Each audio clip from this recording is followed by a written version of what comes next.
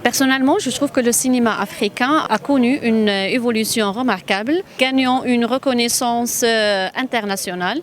Il a joué un rôle très important en mettant en valeur l'identité africaine. Les contenus cinématographiques en Afrique ont connu une évolution considérable ces dernières années. Les experts parlent d'une qualité suffisamment améliorée par rapport aux années antérieures. Sauf qu'en Afrique centrale, cette activité tarde à décoller. Et pourquoi ? Ailleurs, on a plein d'organismes qui financent les projets culturels. En Afrique centrale, il n'y a presque aucun organisme. Ce n'est pas facile de produire un film, c'est beaucoup d'argent. Donc, c'est l'occasion pour nous d'inviter les organismes, la BEAC en particulier, à s'investir comme la BCAO le fait en Afrique de l'Ouest.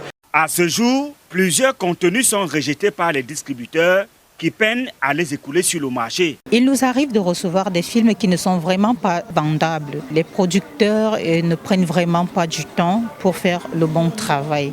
On veut impérativement produire et vendre, mais sauf que si ce n'est pas de qualité, les télévisions avec lesquelles on travaille pour la distribution, on ne peut pas les prendre.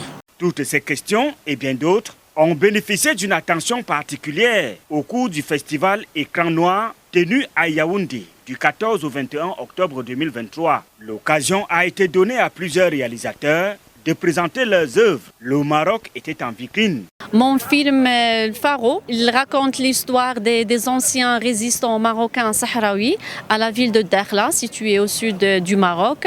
Ces anciens résistants étaient prisonniers dans ce phare. Normalement, le phare il est utilisé pour la signalisation maritime. Il a été utilisé comme prison pour ces résistants.